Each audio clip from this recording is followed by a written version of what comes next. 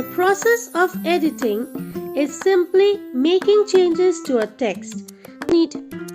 There are few essentials that you need to keep in mind while attempting the editing section. Number 1. After reading the passage, identify the tense and see whether it is appropriate to the context.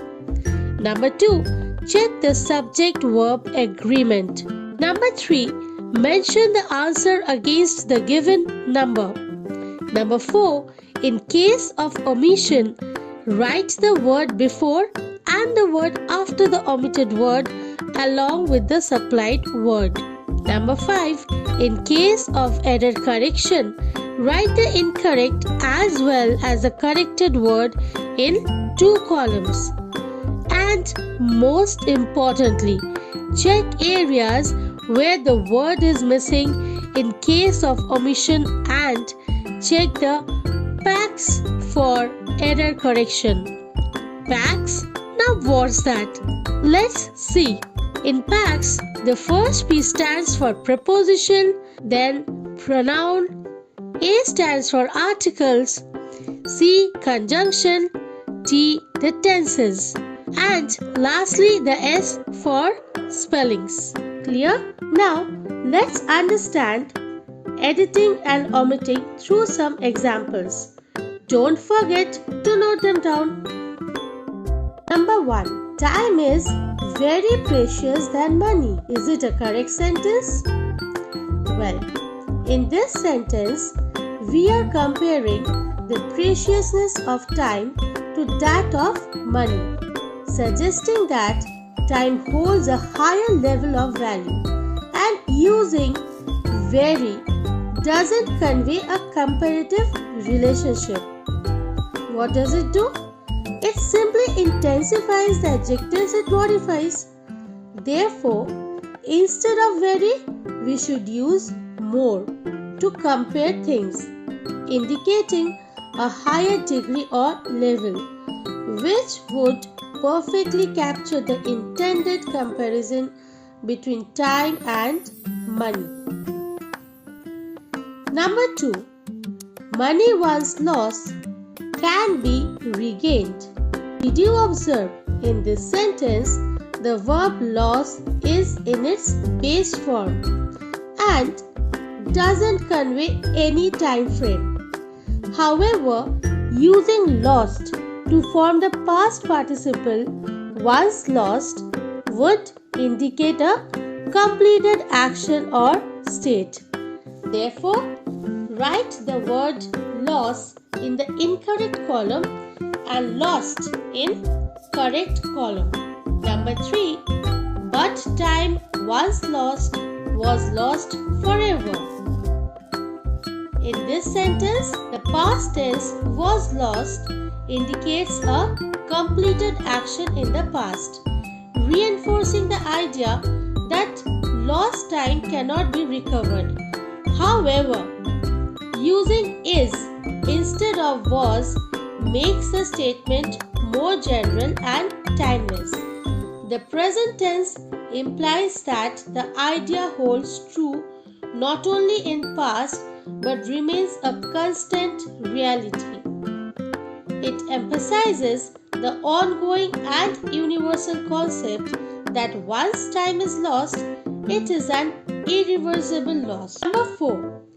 Time and tide waits for no one. If you are confused about the error in the sentence, do refer to the video. And don't forget to note down the key rules. Coming back, the use of waits in the sentence is incorrect because the subject, time and tide is plural. The correct verb form for the plural subject is wait. Therefore, the accurate version is time and tide wait for none, where wait agrees with the plural nature of both time and tide. Now, let's discuss about omitting. First, let's understand what's omitting. Omitting is simply leaving out a word or words in a sentence. And it's crucial to pay attention to the context and ensure that all necessary words are included for clarity and correctness. Observe this short passage carefully. Read each sentence carefully. Check if any words are missing that would affect the overall meaning. Look for incomplete phrases or sentences that seem unclear due to missing words. Done? Alright, let's check our understanding. Ensure to follow this particular format. Number 1. Buddha taught people many. What is missing here? Remember, it has to be with context with the entire phrase or sentence.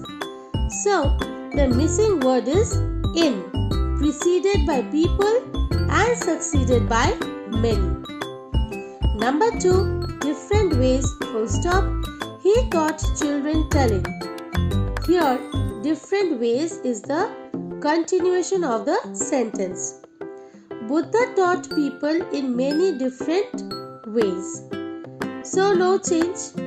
However, inserting by after children and before telling would make the other part meaningful.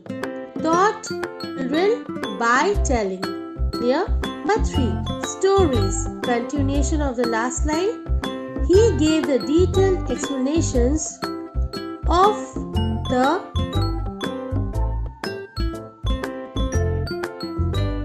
and now you have 10 seconds to find the missing words in part 4 and 5.